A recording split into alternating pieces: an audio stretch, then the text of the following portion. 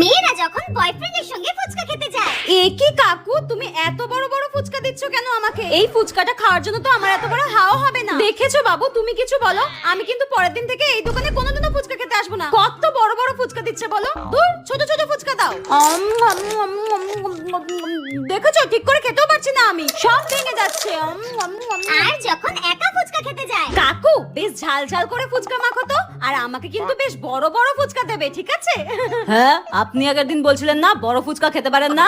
না কাকু না, আমি ছিলাম না, ওটা হয়তো অন্য কেউ ছিল। হয়তো তোমার দোকানে এত কাস্টমার আসে, তুমি চিনে বসে রয়েছো। দাও তো পাতা দাও। এই নিন। দাও।